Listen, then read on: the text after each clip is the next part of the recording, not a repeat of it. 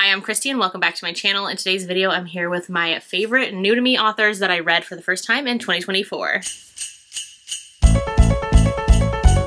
Alright, so this is always one of my favorite videos to do at the end of the year. I have 15 on my list today, 15 new to me authors that I read for the first time in 2024. Some of these are debut authors, but a lot of them have had books out for a while and I just finally got to them this year. So I am so excited to share this list. I will link last year's as well, just because it's fun to kind of go back and see which authors I discovered for the first time each year. So let's just get into these. I'm going to keep it pretty quick. Of course, as always, if you ever want to see more of my thoughts or full reviews on any of the books, any of these authors that I'm going to be talking about, I do review every book that I read, and you can always see my book reviews on Goodreads, which is linked in the description of the video. I will also link all of the books and authors that I talk about as well. So if you miss any of them and want to go back and see which ones I was talking about, they're all linked below as well. So let's get into it. All right, so I have this kind of broken up by genre, subgenre. So first up, we have some fantasy romances that I loved this year. So first up is V Nicole. I read the Book of Azrael, the entire Gods and Monsters series, or all three books that are currently out for the series. I read them this year, have loved them all to pieces. This is a special edition that the Bookish Box did. So this is the Book of Azrael, which is the first book in the series,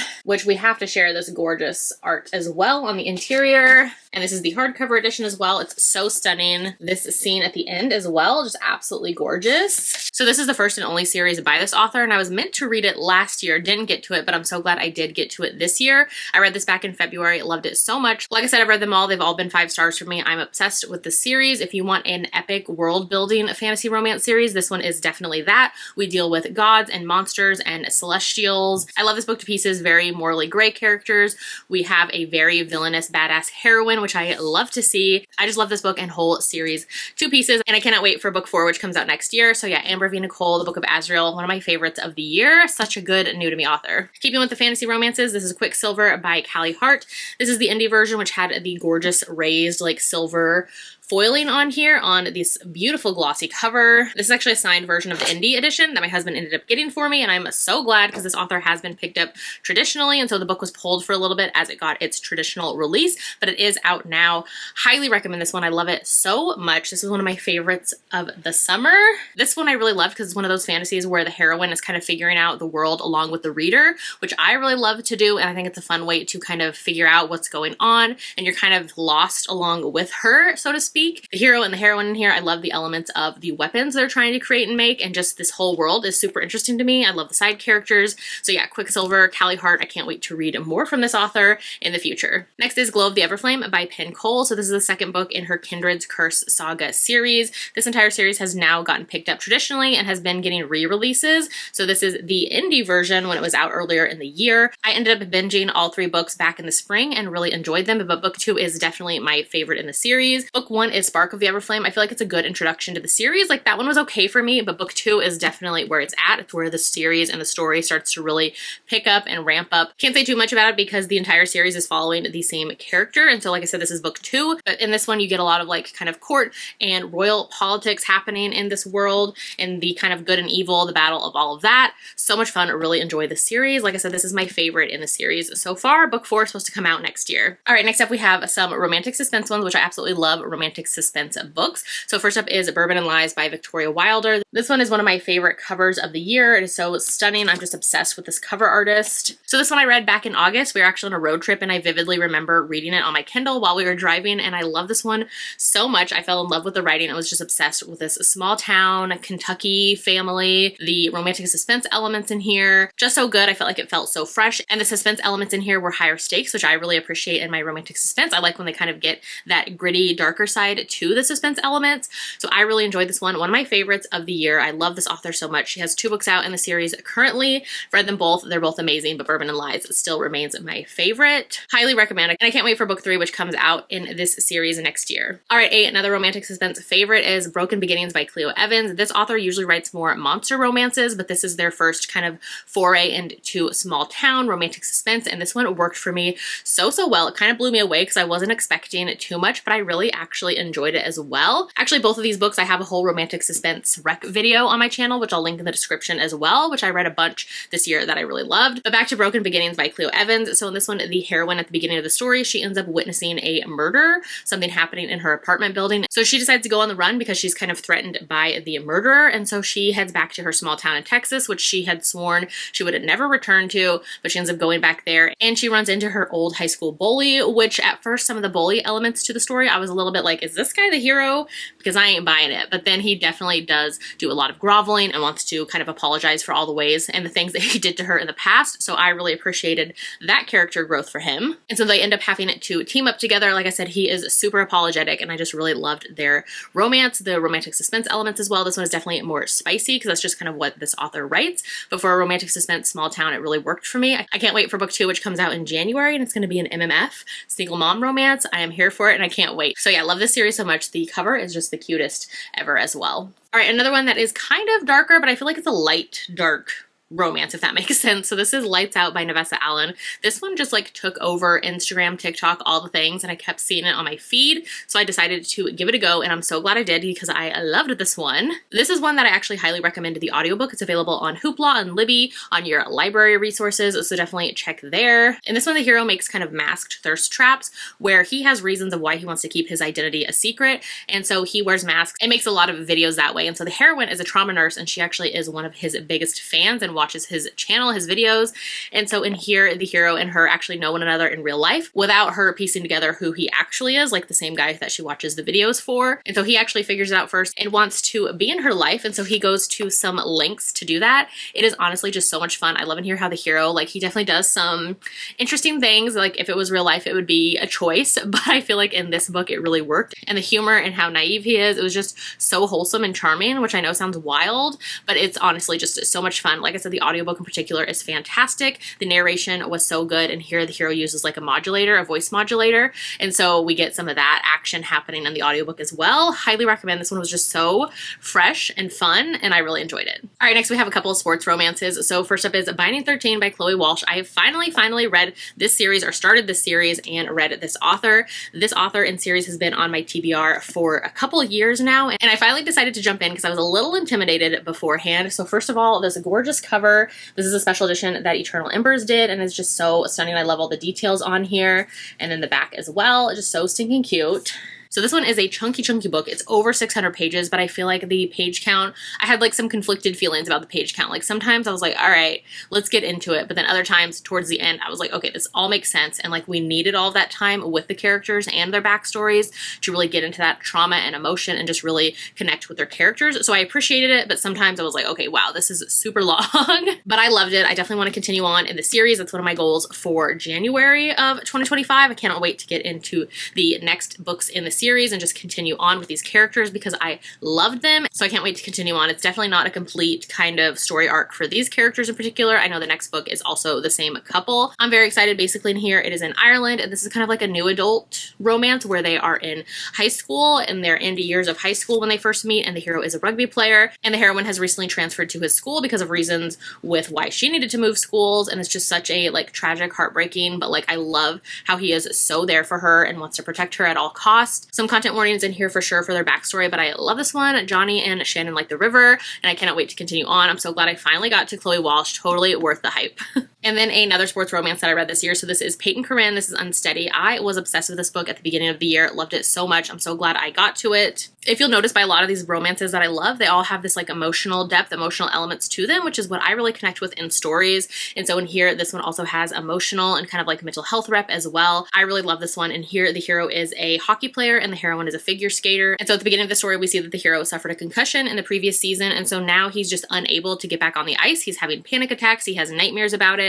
And he definitely needs to kind of get back on there for his career. So we see in here how he is trying to do that. And he's practicing like in the middle of the night, early in the morning when nobody else is on the ice. And that's when he runs into the heroine. She's actually there practicing as well for figure skating. And she sees him during a panic attack and ends up actually helping him. And so we see them really connecting and becoming these kind of friends, and then friends with benefits situation. The heroine in here is looking after her siblings. Love this one to pieces. So emotional. The mental health rep was super great. And I can't wait to continue on in this series from Payton Kin and read more from her in 2025. All right, next up is one that took me by surprise this year. So this is Love and Other Conspiracies by Mallory Marlo. I believe this is the author's debut, and I honestly wasn't expecting too much. This is a traditionally published one, and I decided to just give it a go, grab the audiobook from my library, and I'm so glad I did because this one was so cute and fun and charming. So in this one, the hero has a really popular podcast where he talks about kind of conspiracies and all of those things, and the heroine in here is a producer, and she's trying to get this new show up and going. And so one night she comes across the hero's podcast and is like, this guy would be perfect. Like, he is so much fun, has such great energy,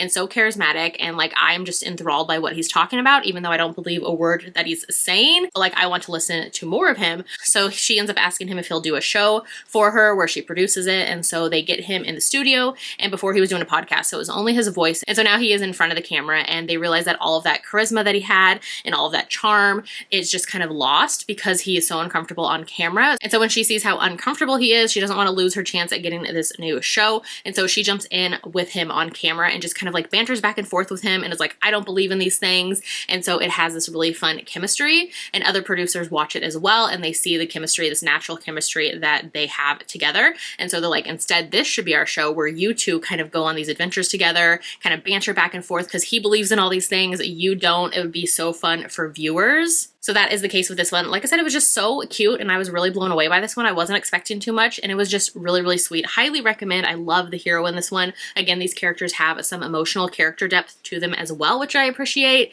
Just really love this one, especially the audiobook. It was so much fun. So now I'm super excited to check out more from Mallory Marlo in the next year or whenever she has a new release. All right, next up is Jessica Peterson. So this is Cash, and this is a special edition that the author had on her website, which is just so cute. I had to grab this special edition. This is, again, one of those ones that was making all the rounds on Instagram, and I decided to give it a try. It's on KU, and I really love this one. This one's definitely an opposites attract romance. It's a cowboy western romance, and here the hero is a foreman on the heroine's estranged father's ranch. And so at the beginning of the story, the heroine's father ends up passing away. So she goes back to the small town for the will reading, where she is assuming she's going to gain all of the access to all of her father's millions and his estate and his ranch and kind of all of his business assets. But instead, when she gets there, she runs into the hero, who she doesn't realize has been working as a foreman for her father's ranch for almost a decade. And her father had also promised him that he was going to gain access to the ranch and run it in the future. And so when the will reading happens, there is this little caveat where basically she has to come and live and work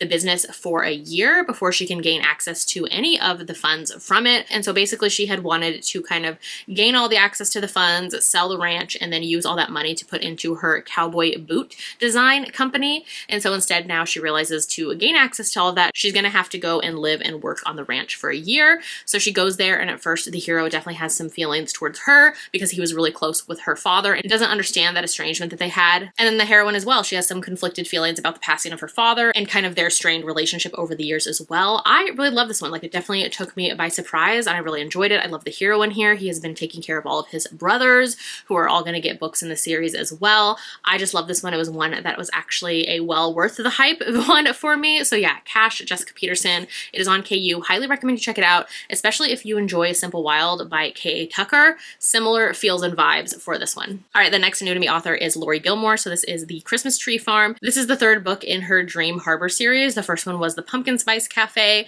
I've read all three in the series out so far, and this one is definitely my favorite. This is just very much a cozy, cute, small town series. It gives all those like feel-good vibes. People were comparing the first book in the series to Stars Hollow, to Gilmore Girls, and that is honestly why I picked up the series as well, which I really enjoy the author's writing and this very just like cute, low angst, small town, cozy vibes for the series, for the town, for the characters just really works for me. They're a fun time, and I can't wait to read even more from her in 2025. I know she has 2 more releases in this series next year, and I can't wait. All right, next up are 3 historical fiction authors that I read for the first time this year and loved. So first up, of course, is Chanel Cleeton. This is The Last Train to Key West. This is part of her Perez family series. This is my favorite in the series. I went on a binge and read all of her historical fictions this year, which I have a whole author's guide to those books on my channel. I will link it in the description of the video. I just am obsessed with this author's writing and the way that she blends history and different aspects of history that I wasn't familiar with, as well as she always blends in some romances as well.